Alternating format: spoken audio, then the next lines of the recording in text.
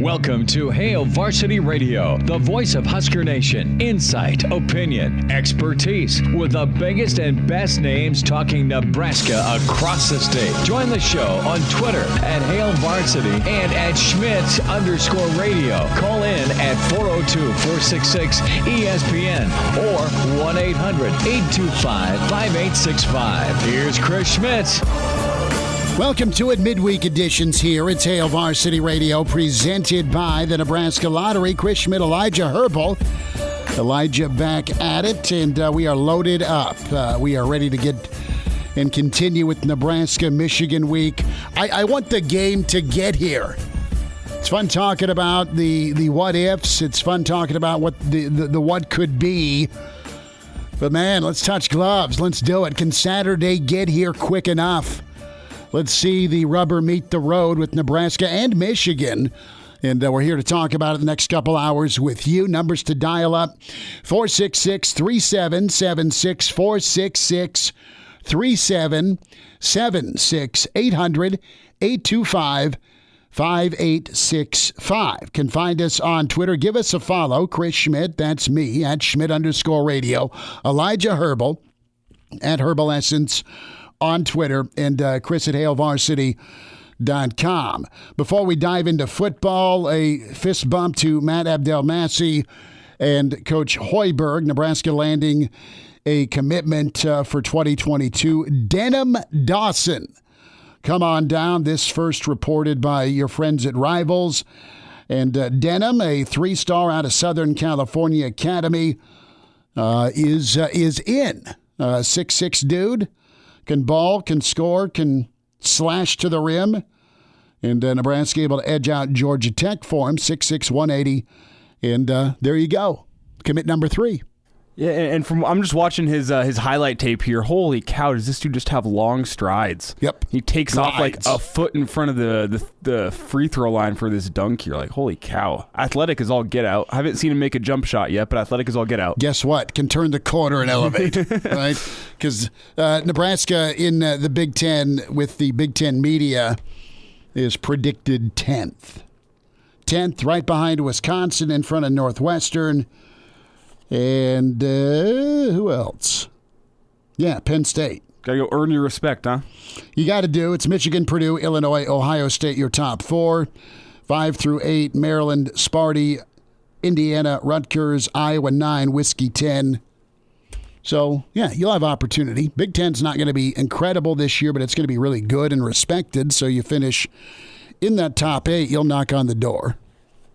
Top 6 finish should get you into the tourney pretty easy. Yes, yeah. I think that's what the goal I think for this team should be, is getting to that top 6, half. like not even an on the bubble team, just 7. A team that's with a 6 seed in the tournament, a 7 seed, an 8 seed somewhere in there, finishing in that 5, 6, even the 7 spot. The 8, 9, 10, 11. the dreaded 6-11 matchup. Back to football.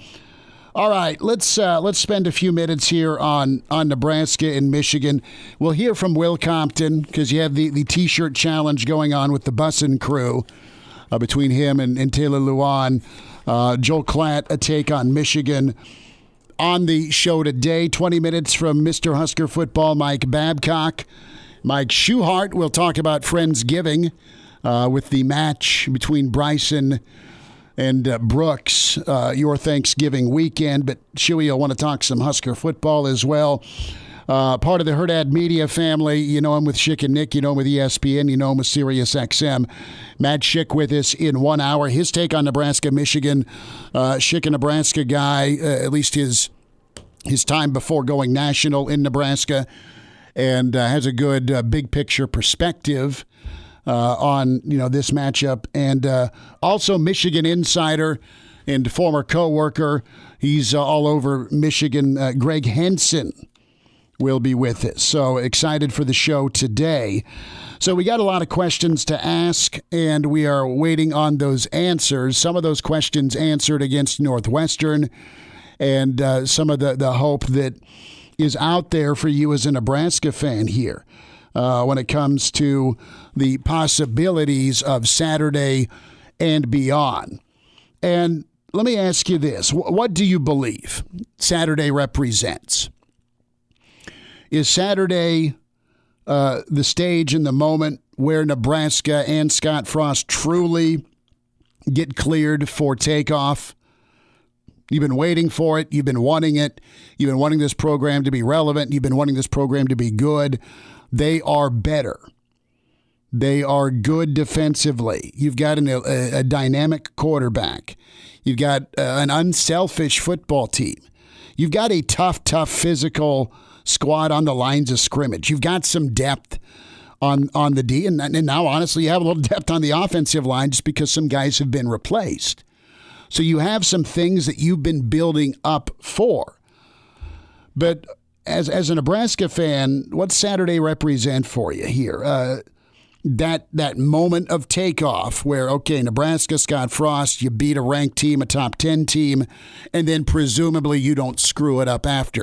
Not that you went out, not that you're even favored in some of your remaining games, because it's a hard-ass schedule after Michigan.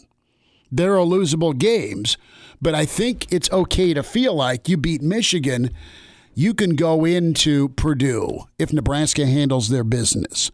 You can go into Minnesota if Nebraska handles their business and play well and win those games that were losses 2 of the last 3 years. You can compete, not get embarrassed, but compete with an Ohio State. You could go tag Iowa. Wisconsin's not great. That's not to take away from Nebraska. But the possibilities are endless with what type of run and momentum this team can get on. The reason I bring up one game, one win, one national audience on a Saturday night is because of some reinforcement you saw Saturday against Northwestern. Northwestern's not great. You're supposed to go 56-7 on Northwestern in 2021, but you did, and you did it after some absolutely emotionally draining, rip your heart out losses, 2 of them. So the mental stability is there to bounce back, go back to work the right way. You showed it last Saturday, and can you keep doing the right approach going into Michigan? So, I think it is. It could be that jolt, that lightning bolt of momentum where you do get the payoff. You back up some of the nice things people have been saying with what Nebraska is record-wise versus what they think Nebraska is talent-wise, how good Nebraska is. It's okay to say, no, hold on, man, I see a red light still, or it's yellow. I'm not ready to go all in yet. It's just one game. That's fine too. But I believe that if you get this thing done against Michigan and you do it in a specific fashion, I think it could absolutely turn the tables. What has Nebraska done? Nebraska's bulked up in the weight room. Nebraska's had physical camps. Nebraska's gone through the peaks and valleys with a quarterback who's been through a lot. Nebraska and Coach Lubick have surrounded the offense and their quarterback with some really nice skill people. Okay? And who knows if it's long-term or short-term with Yant. And I kind of got a kick out of Coach Austin's comment. And it wasn't rude. It was just, all right, do it again. Pretty much, do it again. Be consistent. That to me means do it again. Okay? And then you hear and see a guy like Ramir Johnson running as hard as he is. Right? It's coming together. Right? You're putting it together, and you can get that money payoff on Saturday night that will continue to springboard you. It feeds itself in a really good way if you're Nebraska football. And I think what Nebraska has done so far this year through 6 games is they've earned respect from people within the state of Nebraska, from fans of Nebraska. I mean, we talked to Shuey 4 weeks ago, and we'll see what he says today. But 4 weeks ago, he said, I don't even want to watch the game on Saturday. Well, look now. You're filling the stands. That was one of the more electric environments we've had at Memorial Stadium since, I don't know, the Bo Pelini years. I probably Michigan State, but yeah. Michigan State in that game against Wisconsin where they were honoring the 97 team. That was a pretty good environment at Memorial Stadium that night too. But a great environment inside Memorial Stadium. I think there is respect from fans of Nebraska for this team, for the effort they've put out and the improvements that they've made. And now you have a chance on Saturday to go earn respect from the nation as a whole, from the rest of the Big Ten. I mean, look at how ESPN's marketing this game. I saw them talking about it on Monday Night Football. I saw them talking in the baseball last night. Yankees and Red Sox games are talking about Nebraska and Michigan. You have a chance in front of a national audience to show, the country, this is the improvements that we've made. We're not the same old Nebraska team you're used to seeing for the past 5 years. We're new and improved, and you have a chance to go take down a top 10 team at home. I think you have a really, really confident football team. Even if you don't win Saturday, but you play well, and it's not a mistake, you gave the game away. You can say, and there's been instances where a better team's come into Lincoln and won. Michigan could be one of those. They've recruited at an elite level. They've quit jacking around with trying to be sexy on offense, and they ram it down your throat. And they got a front seven that loves blood. All right, and they're really good at special teams, and they hit field goals and they punt the football. They're patient. They're okay with being boring. Jimbo can keep pulling them khakis up to his nipples. He don't care. He's comfortable. He is the same guy now that was running the option or quarterback, bootleg for Bo Schembechler 35 years ago. He has finally kind of morphed into that. He's secure, and they've been quiet and kept working hard. Here's what the next step, and Trev Alberts talked about incremental progress, okay? And you've seen it with the run game. You've seen it get cleaned up at least through one game on the offensive line. You've seen it with Adrian Martinez taking care of the football for the most part and just willing this offense, being such an incredible difference maker. The thing that would be the absolute pinnacle for Nebraska to get Michigan, take him down. I don't think you care how it gets done as long as it gets done. But I think what would be even more beneficial is for Nebraska to go get this game Saturday night in a fashion that has evaded them. What's that been? It has been one-score freaking ball games. It has been 3 points. It has been 7 points. It's not that they haven't won those, but you haven't won one against a team the caliber of Michigan. You haven't. You have found a way to either botch it or someone else make some money play on you. Nebraska, in a close game, executing, letting your guys go play, be playmakers, do it confidently, truly having no fear, and then thriving in the moment. Go get it done. Get a stop on 4th and 2. Put a 2-minute drill together and get in field goal range. Hell, score. Get 7. Make a play with your arms or your legs, or put a drive together. Put a 4-minute drive together to just kill the clock when you're up a field goal or a touchdown, and just out-muscle them. If that is how this thing ends Saturday night, that would be apropos, because that is the one. We talk incremental progress.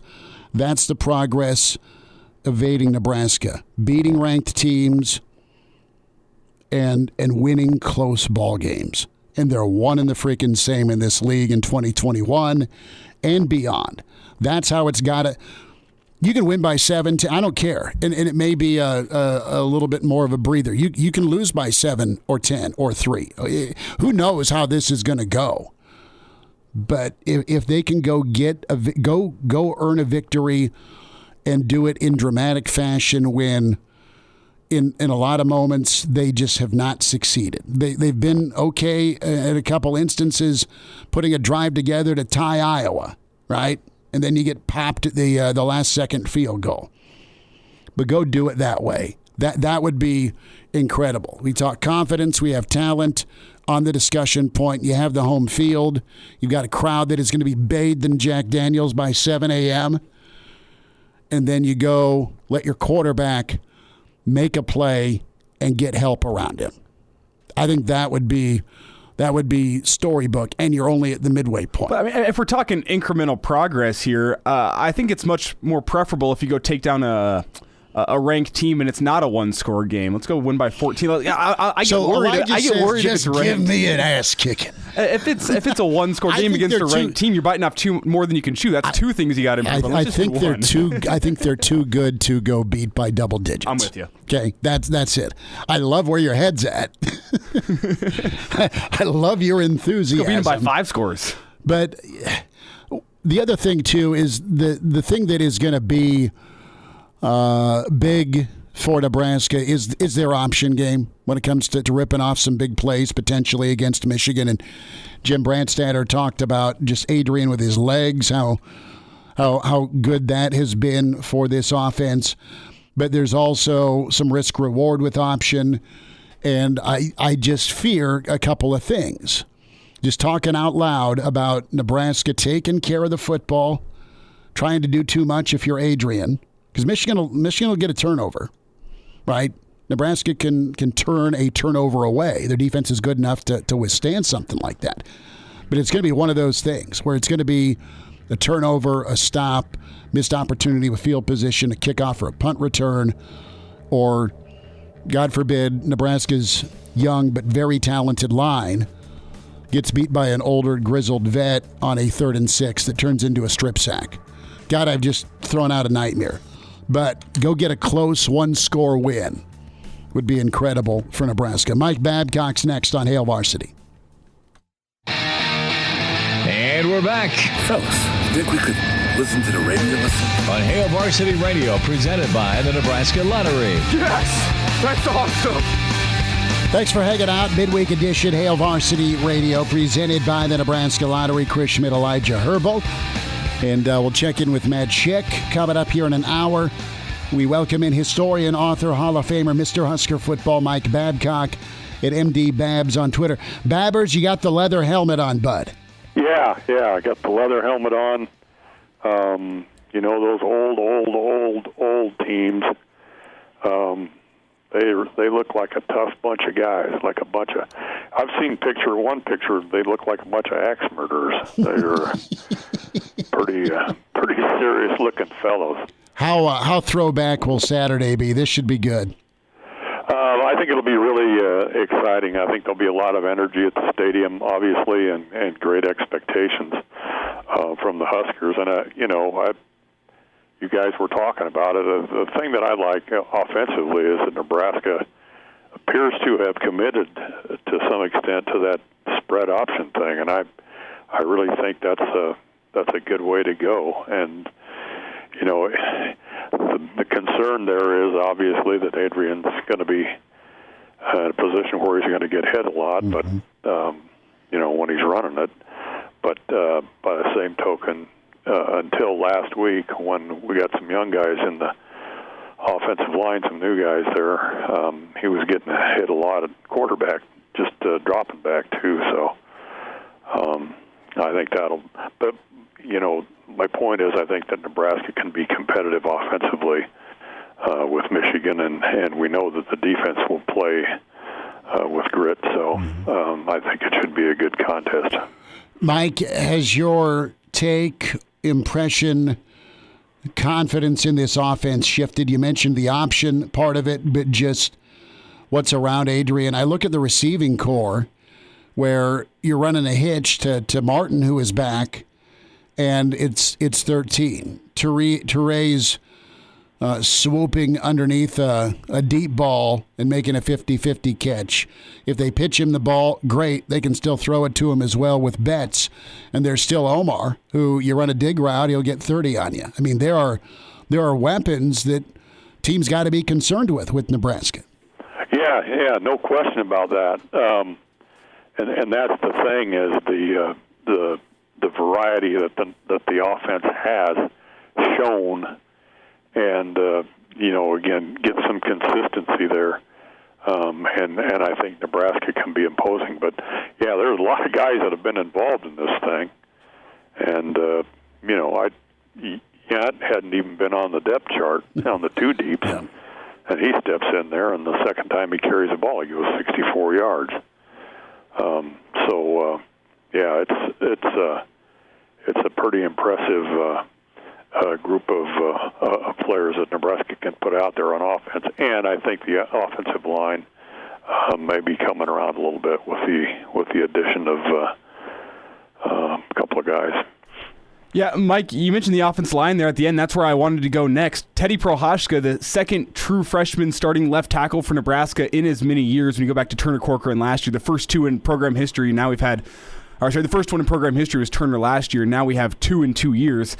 Really seems like Nebraska has found a bit of a formula for what they want on offense, or the offensive line.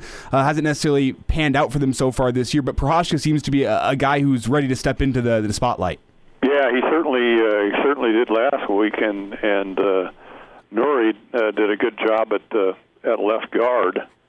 I think they feel pretty good about him. So, and then Corcoran made the move over to right tackle, and seemed to do pretty well there. And the thing that I like, in addition, is now you've got some guys with experience that can rotate in there. You're not going to just completely dismiss them, and that's what you're looking for, I think, in an offensive line. Is, again, I've said this time and time again, I guess, but you get the 5 starters, and then you need at least one tackle that can rotate either side and one guard that can rotate either side, or if you have opportunity, maybe you've got one guy on each side that you can rotate in there to give you some depth in that offensive line. And I think that that's where Nebraska is. It appears to be that's where Nebraska is after that game. I don't want to overstep things here because it was the first time around for a couple of those guys, but if they continue to develop and they continue to play the way they did, that's the kind of offensive line you want, the protection that you want for Adrian and to help the running game. Mike Babcock's with us from Hail Varsity Magazine, hailvarsity.com, at MD Babs on Twitter, historian, author, Hall of Famer. Mike, this is the biggest game since when? Oh, gosh. I heard you guys talking about that a little bit. I find it difficult. It was a big game. Didn't Riley's team, one of his teams, start 7-0? Yeah, 16, and they beat Oregon. And they got in the rank. They got in the top 10, I think. Mm-hmm. Wisconsin. Wisconsin game there. Yeah, and then they dropped a couple, but it's probably there in terms of excitement. That was a pretty big deal. Mm-hmm. I think there's a lot. Again, Nebraska hasn't been in the top 10 very much here in the last quarter century, and to get there at that point, I think that was a big deal for that team. There was a lot of excitement, but things didn't really pan out. Do you feel better about the team's confidence or their poise in the moment? Yeah, I do. I mean, I think that that's part of it. I mean, I don't think that you go put 56 points up on Northwestern and you don't have confidence and the kind of focus that Nebraska needs to have. I just don't think you do that, although I know Duke put up a lot of yardage on Northwestern as well. But I think you have to have that in order to do what Nebraska did. Mike, looking ahead to the game on Saturday, what's more important in your eyes? Is it the offense making plays, getting some yardage, or is it the defense shutting down that Michigan offense? Well, to me, the offense, because I think I know what the defense is going to do, so we've got the great offensive show against Northwestern. And, the offense has been gritty like the defense, but that's probably the thing that I want to see what Nebraska can do offensively against Michigan's defense, because I think Nebraska's defense will hold up. It's shown pretty much every game this year. It's shown that it can get the job done. and I think it'll continue to do that against Michigan. So I'm looking for the offense. Let's see if the offense can put a couple games together. Is this the takeoff moment for the Frost era potentially? Well, I don't want to get to that point yet. I mean, I really think that it's still a game-to-game thing. You know, let's be focused on this game. Let's see what happens against Michigan. I said that after the Oklahoma game. Let's see what happens in Michigan State. Nebraska was scrappy, gritty, came right, overtime, got to that point. How did it respond from Michigan State? Responded really well against Northwestern. Barely got set down, and Nebraska was up 14-0. So game to game. Let's just say it's an important game. Let's see how Nebraska does, and then let's see what Nebraska does against Minnesota in Minnesota. But first things first, Michigan. Then we'll look ahead. It could be a big game, but I don't think you want to look at it that way yet. No, right. I mean, there's lots to eat on the plate, totally. But man, this is going to be special. It's a lot of fun. Last thought here, Mike Babcock with us. Babbers, is there a game that you've been a part of and covered that is kind of etched in your memory as far as for atmosphere and moment and pretty impactful the last few years? Well, the last few years, I thought you were going to just say the period, and I was going to say the 78 Oklahoma game, which, 1 versus 4 and so forth. I kind of take them as they go. I'm kind of to that point, But this one seems to be a little more. To me, there's a little more interest. I'm kind of like you at the start of the show. Let's play this game. I'm ready to see what's going to happen. Let's get going. Put them out there and let's kick off. We're going to have to wait all day Saturday for a 6:30 kickoff or a little after that. So this is probably the one that it's been in a while. I'm pretty level along the way, but this one has got me really interested. Babbers, number 10 make that 11 in the Big Ten for Nebraska basketball. Preseason projections, is that on point? Do you feel a certain way about Husker hoops here as we get things rolling here shortly with Big Red basketball? I think Nebraska will be a little better than that, and I think it'll be a really a fun team to watch, the men and the women. Mm-hmm. I think better probably than 10 or 11. Babbers, can't wait for Saturday, bud. We will bump into you for sure, and excited to be up there with you to cover this. And it's electric. It could be Miami-esque, and the old blood in the water feel, where everyone's got a bit of a carnival-like atmosphere and bouncing around and waiting for that kickoff. Oh, it's going to be exciting. A lot of energy in the stadium, and this is my expectation. And there's no great insight there. That's all good. Babbers, take care, buddy. Thank you. Thanks for having me, guys. There he is. Mike Babcock, historian, author, Hall of Famer at MD Babs on Twitter. He's so right on with the one at a time, and you got to look at it that way, not only as a player, but from a fan standpoint. Don't get too far ahead of yourself. I get it, but what this thing could turn into and lead to is pretty incredible. And hey, going to be fun. It is going to be fun. We are going to switch up our show time Saturday for our pregame, which is awesome. Can't wait for this. 3 to 5, another flex schedule extravaganza. But what's really special about this, our dear friends Gary and Nate at Gary Michaels, they've got a tent, they've got a green space. I have Elijah's Incredible Father's generator, and we have power, which means we are on site from a tailgate doing the weekend edition of Hail Varsity Radio. I'll be there if food is provided. Oh, they'll have food. They'll have food. Say less. That's all I needed to hear. But make sure you got a coat and I'm kidding. Of course, Gary Michaels taking care of the Nebraska Unity Walk. How incredible they looked. It's all business Saturday for sure. Mike Schuhart on the way with Hail Varsity. And now, back to Hail Varsity Radio. Back with you, it's Hail Varsity, presented by the Nebraska Lottery. Chris Schmidt, Elijah Herbel, Michigan Insider.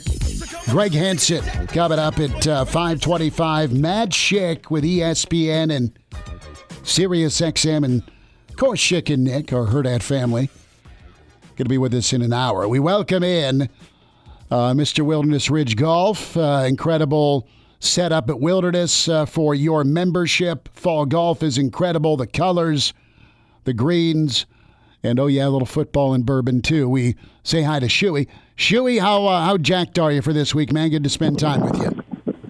Yeah, pretty excited, man. A night game's always fun to have a night game, especially after last week's night game. That was pretty spectacular to watch, and they played really well. So hopefully you can carry some momentum into this game, and probably the biggest game they've had in a long time. It is. You know a lot about momentum and confidence on the green, on the tee box. Take us through your PGA wisdom with maintaining that momentum, not botching the groove you're in. Yeah.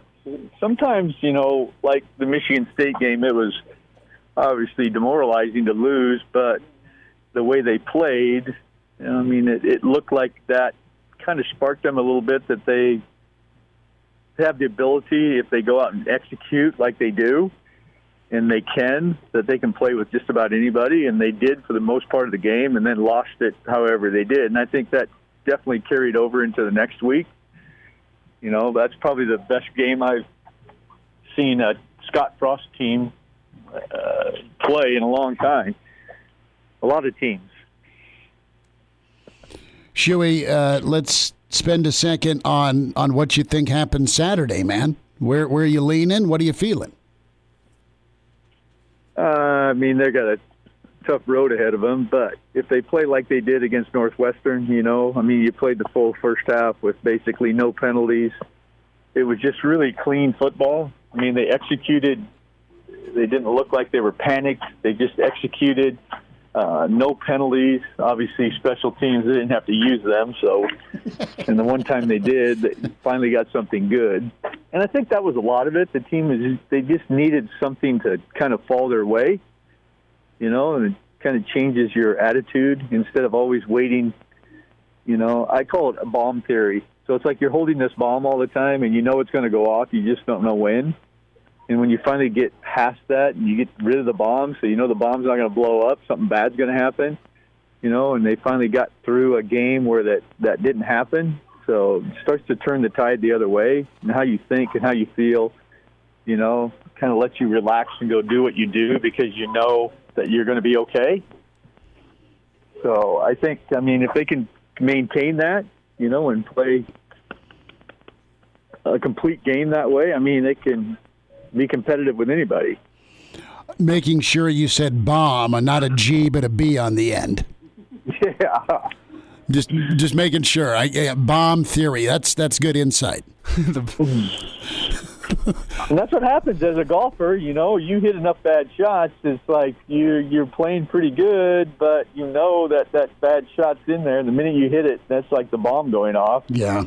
And then all heck breaks loose. So it's like you need to be able to get through those.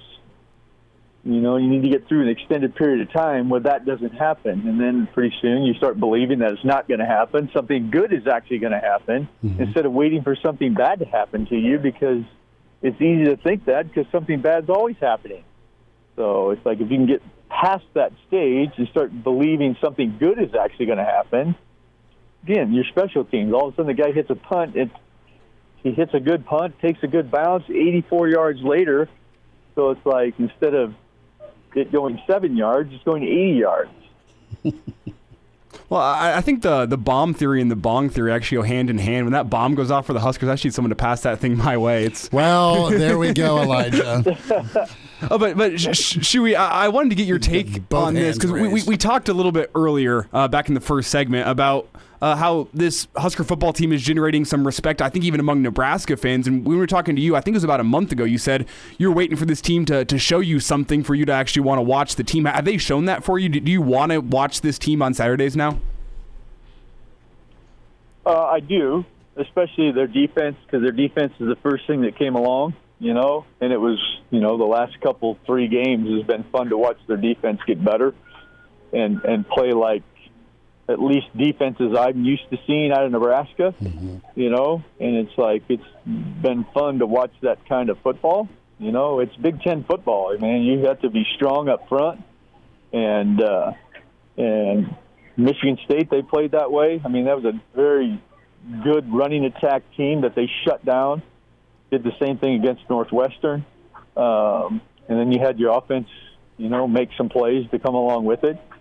You know, so as long as, you know, I'm a big believer in defense. Defense wins. You know, if you can play defense, that means you're always in a ball game. You know, you just can't have your offense make a ton of mistakes, if any. You know, if you have great defense and your offense doesn't make many mistakes, you're always going to be somewhat competitive, especially with the talent they have. You know, and Martinez is just a great athlete. He's going to make plays. You just got to stay away from the mistakes. Momentum killer. Yeah, and that's what I'm wondering about. Michigan's got enough dudes that they can cause some problems against anybody, right? Any roster, any program, and you just wonder if this is a situation where Adrian just kind of lets things come to him and keeps doing what he's been doing without getting harassed to the point where there's something backbreaking. I don't like going there, but there's a history. There is, and you can't deny the history. I mean, he has a propensity to do that, and he's shown that he has a propensity. But at the same time, you know, they made a switch in their offensive line, which gave him a lot more time than I've seen him have in recent games. Yeah. You know, now that's going to be severely tested this week. You know, you got two new guys in there going against a really good defense. And we're going to see how well they hold up, if they can, on a bigger stage, much more hype, you know. So hopefully you can see them continue to play like they did last week. I mean, but it's a totally different team. I mean, this is massively upgraded team, what they played last week. Chewy, last thought. Let's get to golf. DeChambeau, Koepka, the match, Thanksgiving. What do you think of that? Do you love the schedule? I'm not a big fan of either one. I think that's just a bunch of hype that those two created to get exactly what they're getting. You know, so it's like I'm not a big fan of it. It's Friendsgiving. I mean, maybe they'll bury the hatchet. Maybe. Supposedly they did at the Ryder Cup. They're huggy friends. Now Either that or they take their drivers out and sword fight. Well, they might. So they might. They're pretty good at the pub of it all. So, yeah. Shuey, have a good weekend. Awesome to spend time with you, and thanks for talking some football with us. And we'll be out to see you soon at Wilderness. All right. All right, man. Always a pleasure. Thank you much. All right, there he is, Mike Schuhart. Get him hooked up with your game and improvement lessons from Shuey. Get a membership. Investigate that. And just gorgeous time of year to golf. We'll get a update from our friend Will Compton shortly. What's Klatt think of Michigan? And Matt Schick next hour. It's Hail Varsity. And now, back to Hail Varsity Radio. Thanks for spending time. Hour one winding down. It's Hail Varsity presented by the Nebraska Lottery. Chris Schmidt, Elijah Herbel, Gregg Henson, Michigan Insider. He's the guy who broke the story about Harbaugh coming back to Michigan. Gregg's been around the Michigan program for decades. His take on McNamara, Big Blue, what's coming into Lincoln Saturday night. And the national analyst and radio man, Matt Schick. You know him with Schick and Nick and the Hurrdat Media family as well. So Schick, 10 minutes away. Numbers to get in, 466-377-800, 825-5865. Emails to get to, again, 3 to 5 tailgate party at Gary Michael's Tailgate, the weekend edition on the road. Excited for that. I'm sure you may find us and stop by and see us, but just all sorts of good feels going on for this weekend. Austin emails in. He listens to us podcast and stream, Spotify, Google Play, iTunes. Give us a rating, yay, nay, or okay, for Hail Varsity Radio. But Austin's like, look, fellas, big fan just outside of St. Louis. Thinking out loud here, would the Huskers be top 25 if they win in Champaign? Will they potentially crack the top 25 if they win this weekend, or do they still need to win at Minnesota? Seems like this is still a team that could win 8. Wisconsin, Minnesota don't look so daunting as they did a couple of weeks ago. Doesn't seem to be the case where Nebraska's in coin flips. I think Nebraska, just because of the Big Ten, will always be in coin flips. They're playing good football. They're a really good football team. But it's just how things go in the league. I mean, every week you're going to have to bring Michigan State-type effort defensively and offensive execution the level of Northwestern. And punting like you did the one time against Northwestern. That's where I'm at with it. I mean, it's got to be a weekly thing, and I think the kids get that. You would hope they get it. I mean, the question is are they satisfied in their big win over Northwestern? Obviously, that was such a big win for the season as a whole to get confidence in saying, yeah, we can win football games. We're not cursed. Well, they just killed somebody. Yeah, you take out all your frustrations is what they did. But do they have any frustrations still saved up that they can use for Michigan? That's the question for me. It's not a question of talent anymore. That used to be the thing we'd talk about is, does Nebraska have enough talent to match up? They have the talent to match up with Michigan. It comes down to coming out of that tunnel on Saturday night and executing your game plan. No, and what's the moment going to be like for them? Do we have time for Will? Yeah. Will Compton, of course, bussing with the boys. His partner, Taylor Luan, Michigan, Nebraska, and a T-shirt contest going on, and some good insight here from Will. Nebraska's beating the out of Michigan as far as the T-shirt drive goes. The boy comp, we're about to be, this is an easy 10,000. I knew it would be, you know what I mean? Like, Michigan's not about loyalty like Nebraska. They have tradition, yes. But, dude, Nebraska dies for this, bro. There's a lot of fair weather fans on the Michigan side. There really is. Like, even when I would play there, they have like one of the biggest stadiums, but it wasn't the loud. It was never the loudest. Yeah. But when you're busy on your phone and you just want to wear a navy blue or white T-shirt just to say I'm at the Michigan game, they're there for the gram. People in Nebraska, the is generational. Nebraska's. We had it on replay, so that was the end of it. Okay, that's fine. It is generational. Michigan fan, maybe country club, some, many. This team isn't. They're blue collar. They're coming in, and they are as iron tough as their coach Harbaugh. Also, great move by Compton to make it a contest for 10G. If Nebraska fans are good fans or not. Matt Schick is next. Welcome to Hail Varsity Radio, the voice of Husker Nation. Insight, opinion, expertise, with the biggest and best names talking Nebraska across the state. Join the show on Twitter at Hail Varsity and at Schmidt_radio. Call in at 402-466-ESPN or 1-800-825-5865. Here's Chris Schmidt.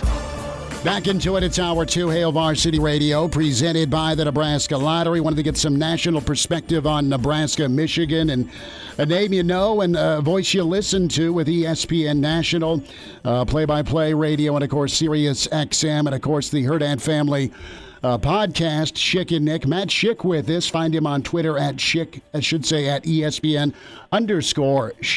Matt, how do you have time to sleep? You're doing everything. What's up?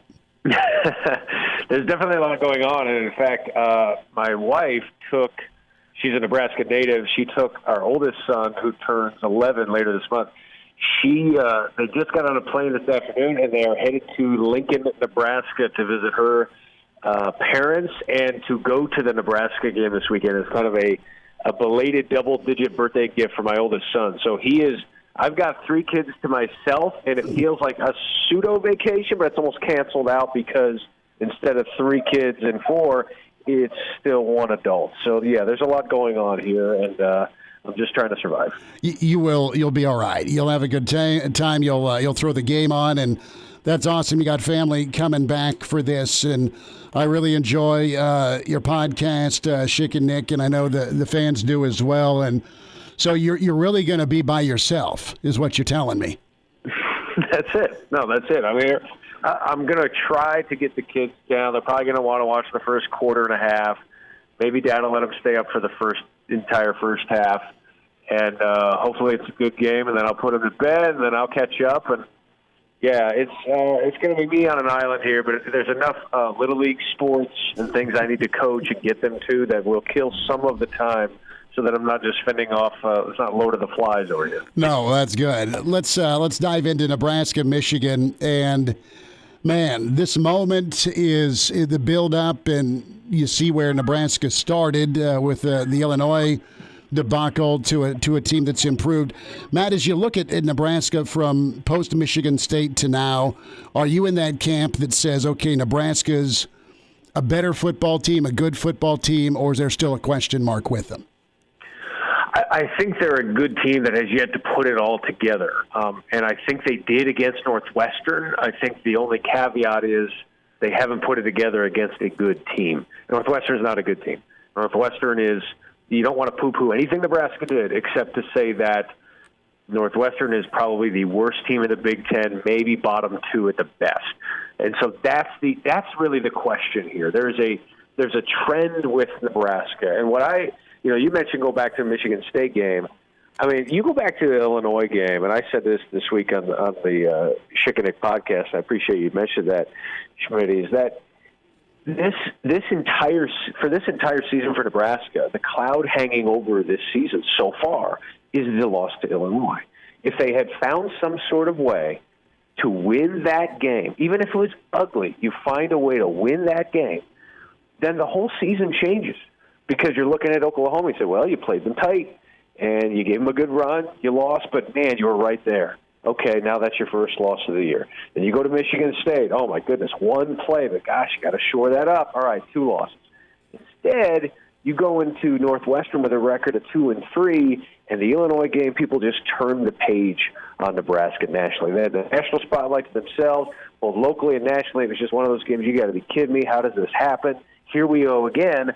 And it's kind of reared its ugly head in special teams moments and other types of offensive snafus in a couple of games. And so you hate to say, hey, if they just won that game, you can't rewrite history.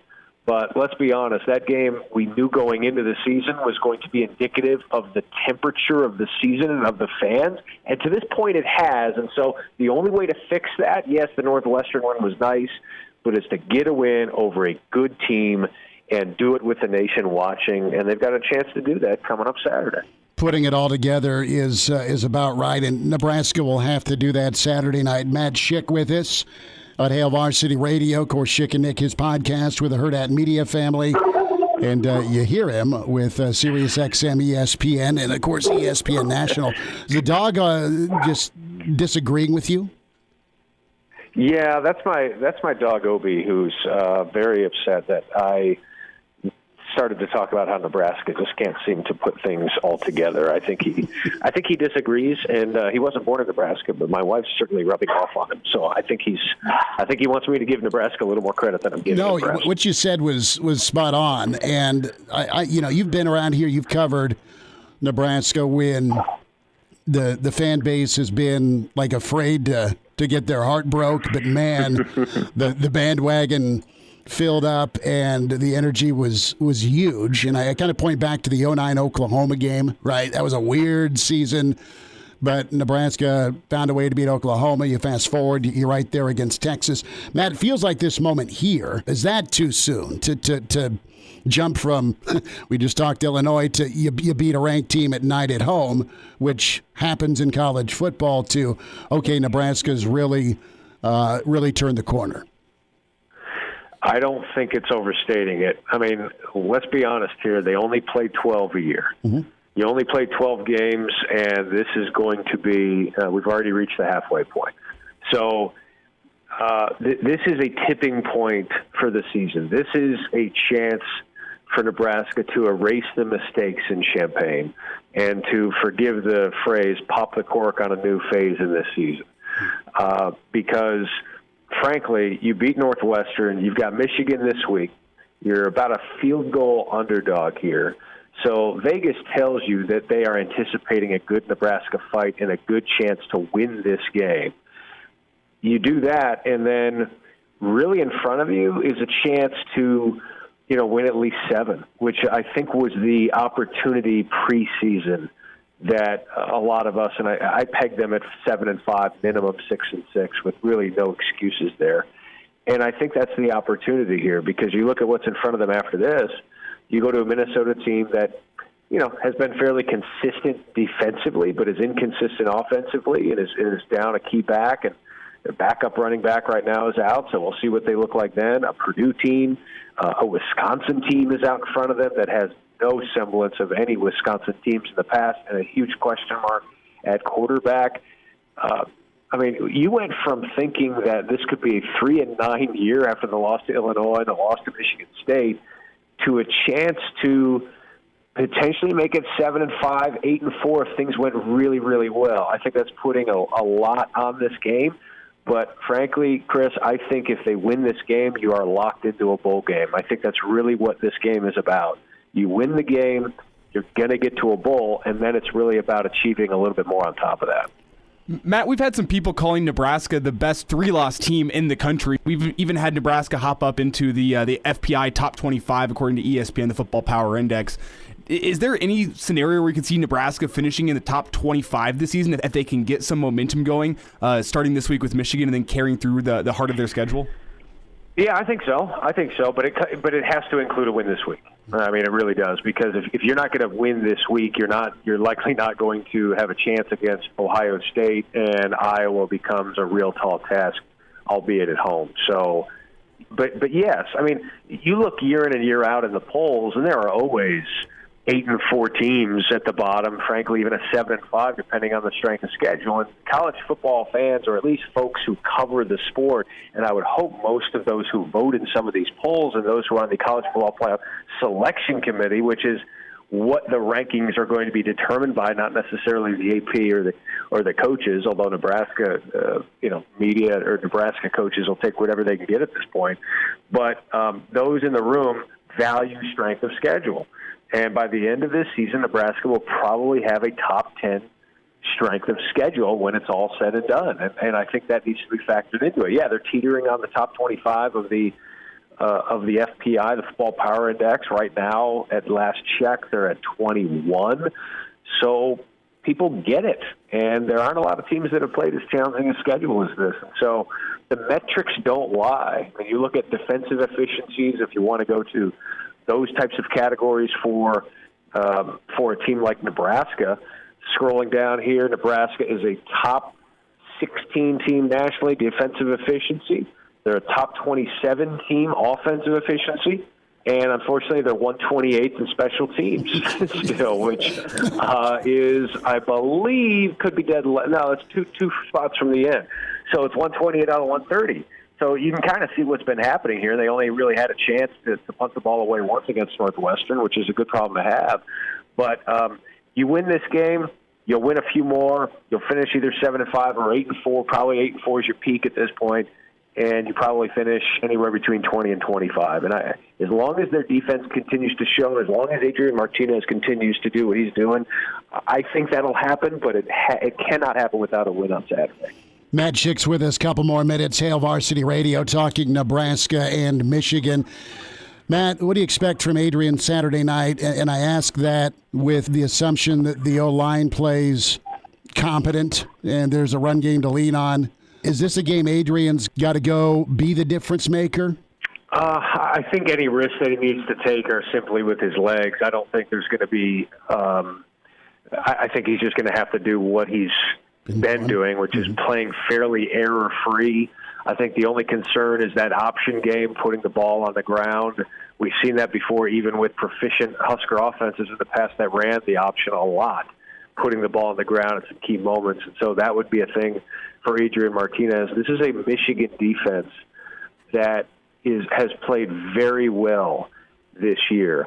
I think the biggest issue for Nebraska offensively is going to be how to defend the front seven of Michigan, which includes a David Ojabo, who has been really good, at 2.5 sacks last week against Wisconsin, and Aiden Hutchinson, who is going to be a first-round NFL draft pick, who will be lined up against a freshman tackle for Nebraska. So that to me is, what do you do? And I'm sure there's I mean, Scott Frost, the offensive staff are working on this, I'm sure, and have had a plan for this. And how do you do that? Well, what do? You run away from that side. You run away from Hutchinson. Move the pocket. You get him out in space. You get a feel for, try and get Hutchinson to wash past him so he can get some clear running lanes. Because, without Adrian Martinez rushing for, a minimum of I would say 75 yards in this game, getting some free lanes, I don't think they win the game, and that's why I think he does. I think they'll have that opportunity. Look, I look at what has Michigan faced so far this season. They faced Western Michigan, a terrible Washington team, a Northern Illinois team that is, fairly minimal, coming off a win against Eastern Michigan. But what does that mean?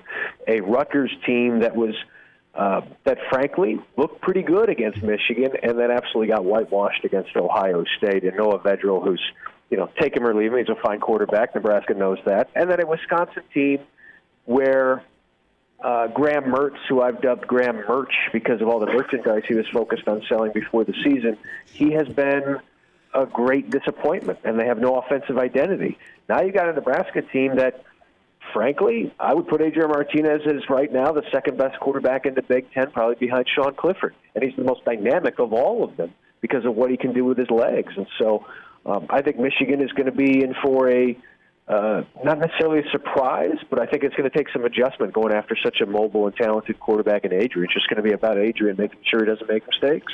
What's the Harbaugh narrative nationally? Has that tamped down? Is it still in question?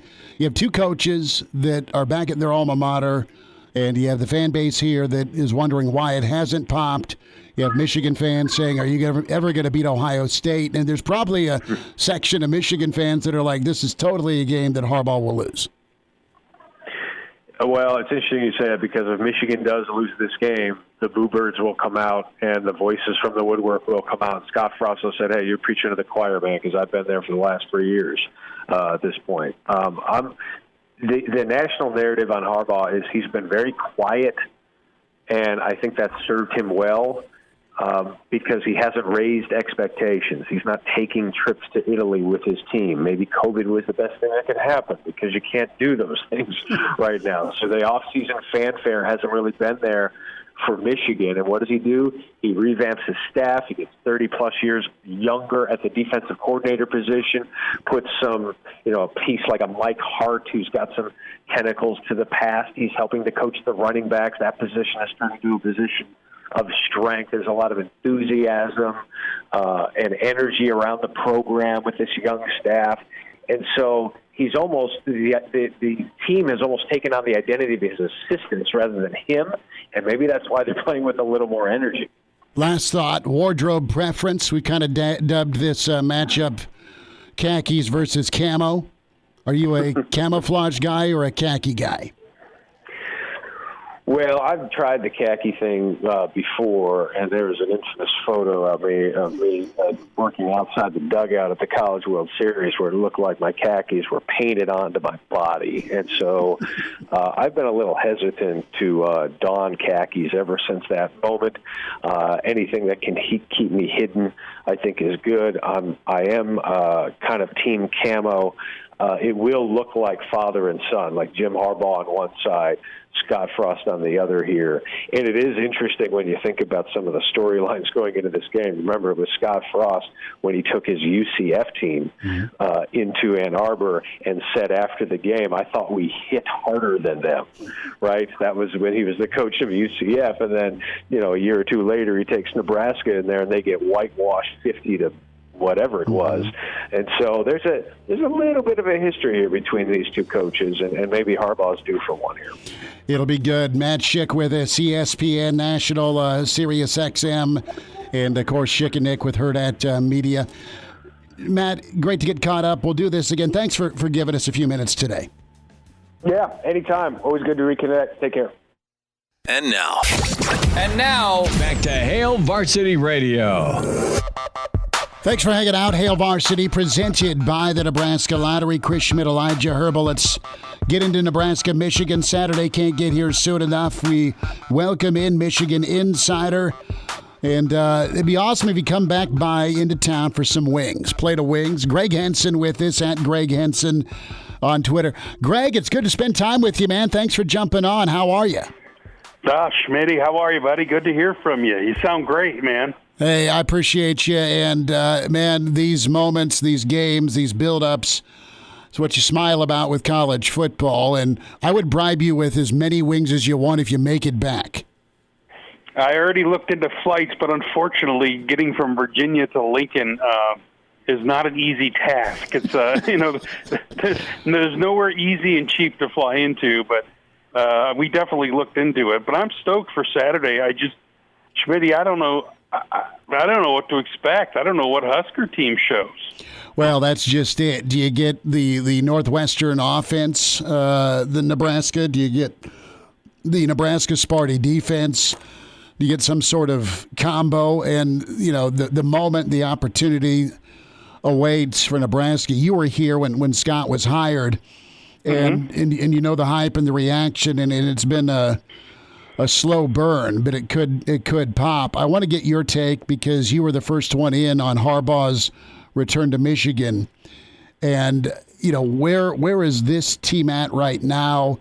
And are they more of a throwback Michigan squad that handles their business? Are they different in a good way?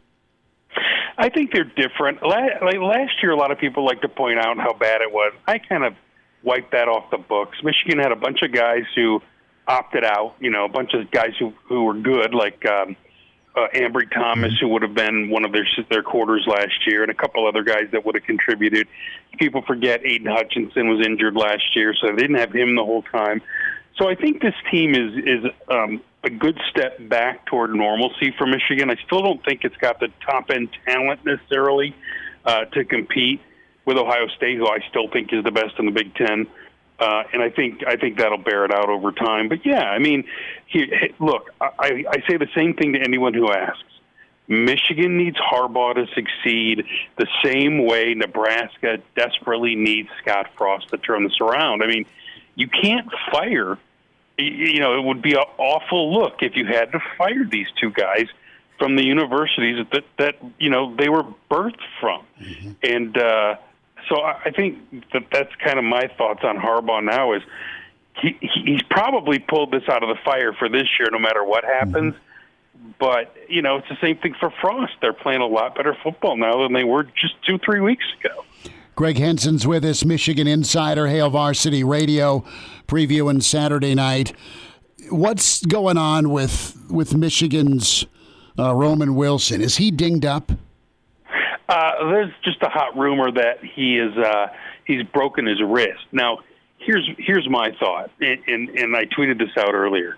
He's the least of their worries getting injured. They have a whole wide receiver room full of those guys, and A.J. Henning and Christian Dickinson. They got guys who can do that job.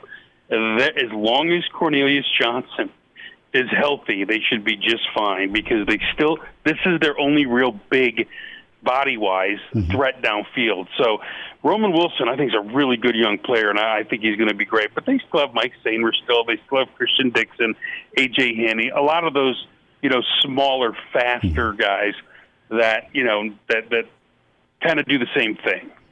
Plus, they have their tight ends all healthy still. Yeah, give me a thought on this front seven when we talk about Ross and Aiden Hutchinson and, of course, Ajabo, who's been just so huge for Michigan off the edge. Aiden gets the headlines, and he's great. But Ajabo's couple of strip sacks the last couple of weeks. What's this front seven like coming in? How good are they as you compare them to some of the elite Michigan Ds? Well, I think that the edge is really, really good for Michigan, Ajabo and Hutchinson. But where they're getting a lot of help is, and I think you started to see the emergence last week of Mozzie Smith. He's number 58, the defensive tackle, and Chris Hinton's son, Chris Hinton Jr. Those guys have been playing very, very well in the middle for Michigan, and they're making it a lot easier for Josh Ross to clean up in there. And Ross is a good linebacker, but he's taken his game to another level this year. The guy can run, and when he's clean, that defense is better. Ojabo's been a revelation. But I wonder how much it helps to have a guy like Hutchinson on the other side who takes up so much of the other team's thought process when they're preparing. He's a Bosa type, defensive end, and he came out of nowhere. He was a good high school recruit, a middling 4-star guy who really took it to the next level when he got to Michigan, and he's a legacy there. His little man was a defensive end there too. But yeah, he's a hell of a football player. And the front seven, Nikhil Hill-Green, the other middle linebacker, has been great this year as well. And he's a young guy. The Michigan returns the least production of any Big Ten team this year. So all of these guys have really stepped in. But it's really been the cornerbacks who are playing well. And I think a lot of that is Dax Hill, because he's now the nickelback, and he's covering, wide receiver 1 on every team. And that takes a lot of pressure off guys like Vincent Gray and Jemon Green. Talking with Michigan insider Gregg Henson here on Hail Varsity Radio. And Greg, if you were hired at Nebraska to put together an offensive game plan to attack this Michigan defense, I think there's been a lot of Husker fans this week that have been scared of that Michigan front seven and how they can get after the passer. What would you do to try to attack this Michigan defense? Where do you think they're weak?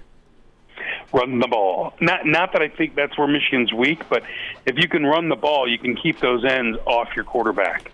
And that's going to be the problem, is if they can't run the ball, they're going to have to drop back and throw the ball. But I think the other thing is get Martinez in space. It's always given Michigan a problem. For 20, 30 years, Michigan has always had a problem with a guy who could kind of get out on his own and create. And I think Nebraska has a guy who can do that. And I think that if you can run the ball and you can get Martinez in space, I think they have a chance to be successful against Michigan. That's what I would try to do, because throwing downfield absent a running game, I think, would be a recipe for disaster. Greg, a thought here with McNamara and this Michigan offense. I think I'm really impressed with their downhill element, how physical their line is, the 1-2 punch of the I-backs. We'll get there in a minute. But what do you like about McNamara, and what's his expectation Saturday? McNamara never turns the ball over. I don't think he has a turnover in his career. And Harbaugh loves that. And if he could, I thought last week he started off really rough. He was throwing behind receivers. He was missing guys, but he seemed to get his stride a little bit, and he hung in there. And he's very cool under pressure. And the guy has great feet when the rush comes. He'll get out of there. If it's possible to get out of there, he can make that happen. He's a lot like Martinez in that way, but he doesn't have that top-end athleticism Martinez has. But I think they love the fact that he doesn't turn the ball over, and he makes big plays. I think they'd like to see a little more consistency, though. All right. Any comps from Corum and Haskins? Any backs they remind you of? I think Haskins reminds me of Chris Perry, who was a very successful running back at Michigan. I don't know if you ever got to see Chris play, but he's a downhill guy who'll move the chains. And I think Corum, he's not as big, but he reminds me a little bit of Tyrone Wheatley. If he gets you a step on you, he's gone. And that's where I would be most nervous if I were Black Shirts, is I would be nervous of letting him spring up 1 or 2, because he's got the wheels to do it. But I don't know if you saw last week, he'll also run the ball right into your face. Last week he took a massive hit on 4th and 1 and popped right up, even though his helmet cut his face. It was absolutely an astounding hit he took. But he's also got that extra step, and that he can be gone. If you're not paying attention, he'll be gone. Greg, what is the difference Saturday night? Do you have a lean? I think the difference is going to be Michigan's defense. I think they're going to be I think they're better than most people think. I know they're ranked about 15th in the country right now, but I think they'll get after Martinez, and I think that'll be the difference. If you don't let him make big plays on you, Michigan will be fine. But I will say this: I don't know if Nebraska is good or bad, because they lose to Illinois, and we're all kind of looking, going, "What is going on here?" And then they play well against Northwestern, who I think is bad, but they did what they were supposed to do, right? They didn't go win by 3. Yeah. But here's the thing: I don't know how good Michigan State is, and they played well against them. I don't think Michigan State's the 11th ranked team in the country. I could be wrong, but I'd be shocked if they were that good, Chris. I mean, you saw the game, you know. I think Michigan State's defense was pretty good. Nebraska's offense wasn't flowing, right? They played a little scared, especially in the end of regulation and in overtime. I didn't like the play calling. But I think Nebraska really started believing in themselves after that first quarter in Norman. I think that's where this traces back to, with going down there, and you hung right in there. And who knows where OU ends up? Worst case 9-3, best case they're BCS. New Year's Day 6. But I think you got a lot of confidence that's flowing from OU. You backed it up against Sparty. You go beat up a kid that's always caused you problems in Northwestern, and you handed out a butt kicking, and now you got the moment, man. You got the stage, you got the national audience, you got 2 helmets that the world of college football knows, and signature win. What do you think, though, when you look at this Michigan team? I think your defense is elite, especially with your edge play. I think you're physical. I think you're mid-'80s throwback tough, honestly, like old school Harbaugh, right? The kind of gritty quarterback he was. So I think Harbaugh playing. Yes, I think that's your team's personality and mentality. I think it comes down to, and I won't make my prediction till Friday, but I think as sound as Michigan is with punting, kicking, and return games, I think there's your difference. And historically speaking, Nebraska has a moment with Adrian where someone misses a block, at least they have in the recent past, and here's a strip sack. There's your turnover. I think it's tight. Yeah. I don't know if it's 27-21 tight or if it's 21-17 tight. I don't know scoring, because I think both offenses have the ability to make an explosive play and hit a home run. Not a lot, but maybe hit 1 or 2. And I think if this game is in Ann Arbor, I think it would be a little easier for Michigan. Yep. But having to go out there, that's the X factor. Is what's it going to be like in Lincoln Saturday night? Brother, they're going to start drinking and bathing in Jack Daniels at 6:30 a.m. Well, I hope they pass out and don't go to the game, and it's not as noisy. Greg, because that's the only thing that worries me is that atmosphere. It's going to be turned, man. Greg, you're awesome, buddy. Thanks for the time today. All right, man. Take care. I'll talk to you soon. He's in his 30s, but sounds like he was born with a stogie in one hand and a brew in the other. Now, say my name.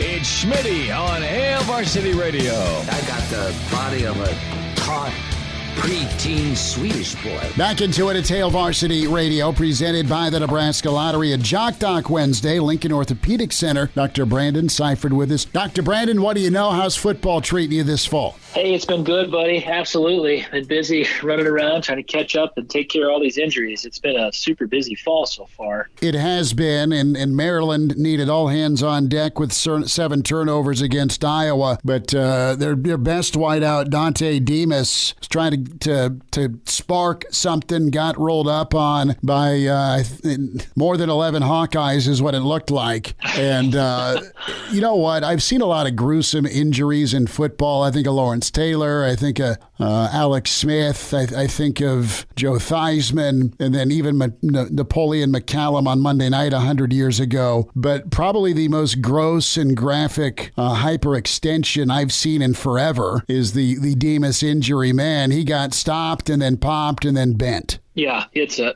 pretty impressive video. You have to be careful if you pull it up and try to look at it. It's pretty impressive. Obviously, you see something like that, and as someone who does sports medicine, it starts running through your mind about what are the potential injuries here.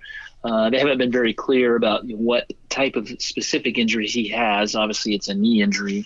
But even with that kind of mechanism, you watch a video like that, you see that kind of mechanism of injury, and you can speculate about a variety of things that can happen when I see that. It could be something of as simple as fracturing the tibia or the shin, or fracturing the thigh bone, which we call the femur. That could be a common thing that could happen with that type of mechanism. But typically in these situations, what happens is it's what we call a kind of multi-ligamentous injury to the knee, where you have multiple ligaments involved, probably has some meniscal trauma as well. And again, they're not saying specifically what he has. I would venture to say with the picture, the video that's there, you're probably looking at a situation where ACL is probably out, PCL is most likely out, and then probably one of the collateral ligaments, which is one of the ligaments on the sides of the knee, could be both.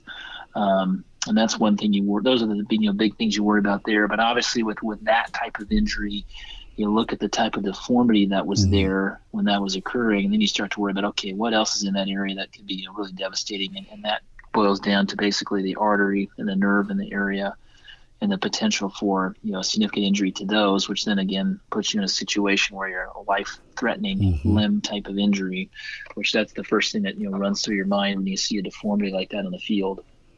Dr. Brandon Seifert's with us, Lincoln Orthopedic Center at Jock Doc Wednesday. Dante Demas, Maryland wideout. Have you seen a situation where all 4 major knee ligaments go? Yeah, fortunately, I've not seen that in athletics, at least in a game that I've been covering.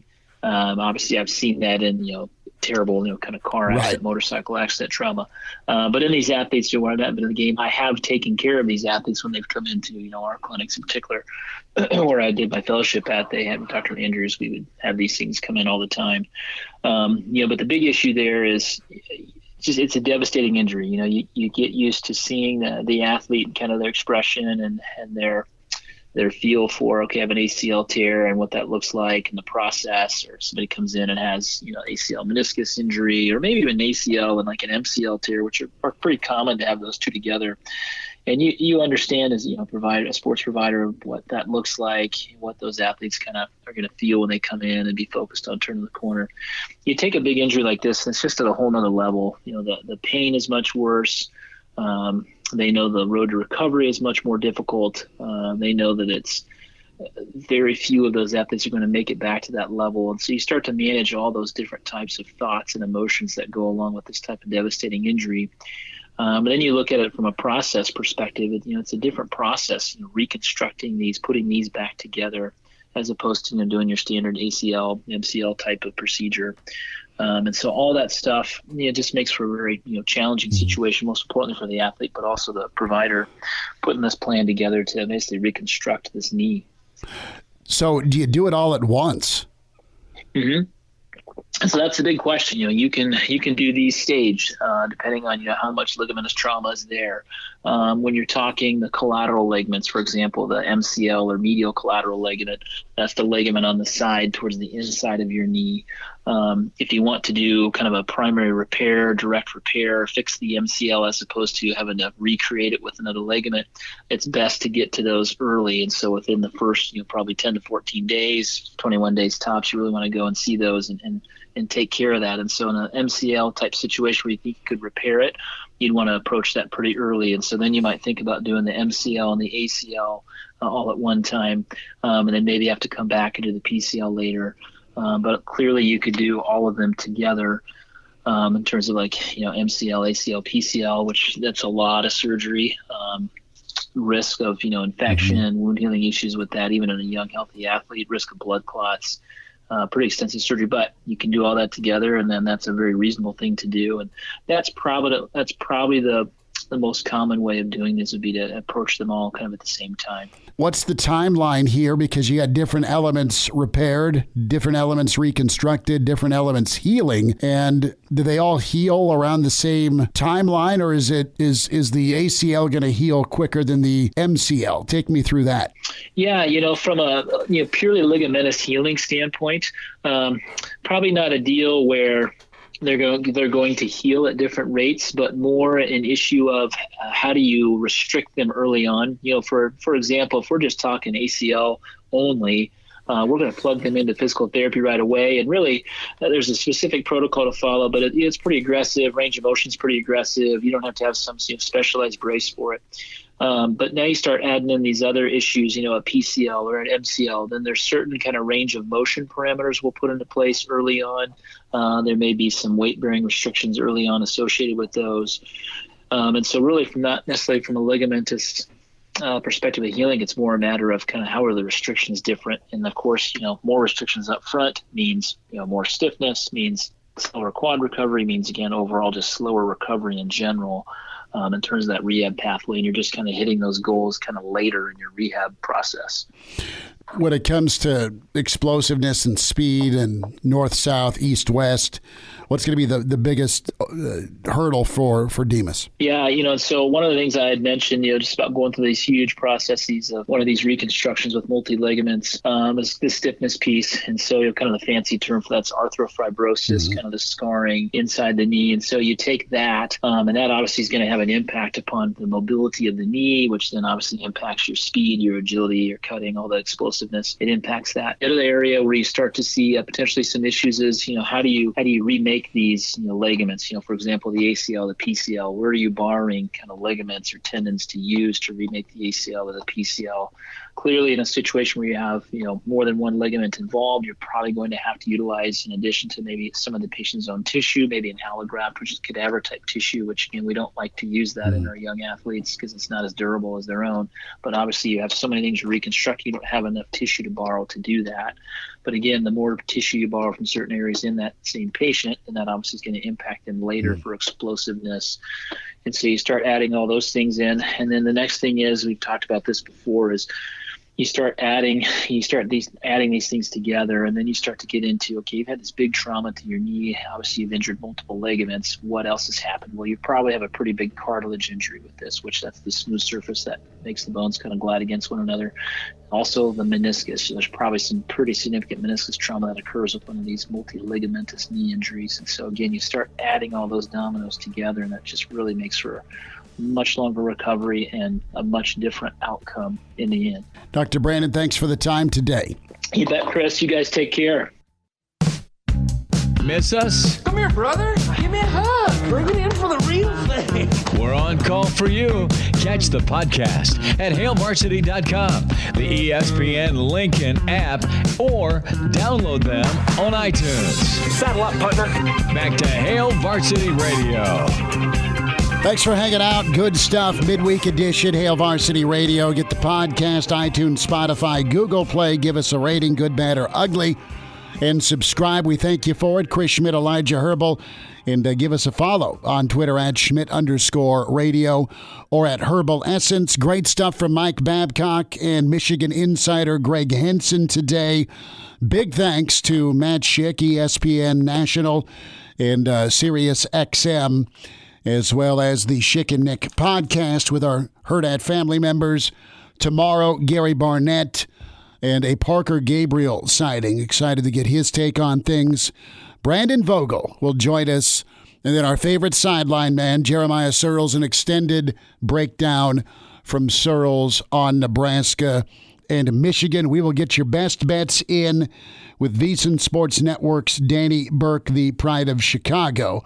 I think what Danny did is I think he put a little bit of rough hex on Wisconsin. Danny Burke goes to a Chicago tailgate around Notre Dame and Wisconsin fans, and all of a sudden Wisconsin is curb stomped 2 weeks in a row. I think we also need to look into when Danny Burke started his college education at Nebraska and when Nebraska started losing football games. I think we need to look into this. Blame there. So you are moving up the rankings. You've always been ranked. You're good. But between generator for the Gary Michaels tailgate Saturday 3 to 5, it's not the horseshoe, it's the little horseshoe, like right on campus. You also were impressed, as was I, with Uncle Andy when we went down to Norman, the road trip in the RV. But he had this black top, flat top grill, like you see at diners, Mm-hmm. You got one. Well, my father gifted one to me. Okay, so but the point is you've got like a flat top griddle/grill. Yeah, I do. I'm really excited. Well, I still need to get it out of the box. I still need to get it set up. How big is the thing? Smaller than the soundboard here in front of me. I'd probably say. How heavy is it? Decently.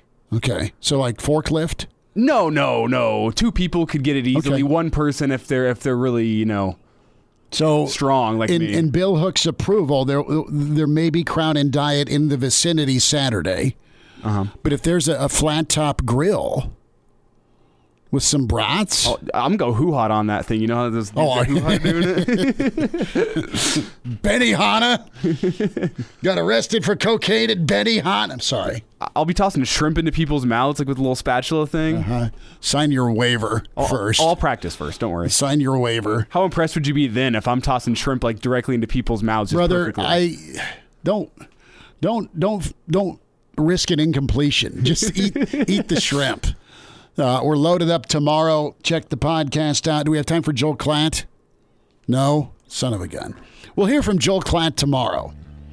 Joel Klatt on Michigan and their job Saturday. More on Nebraska-Michigan tomorrow. A big week, fun week.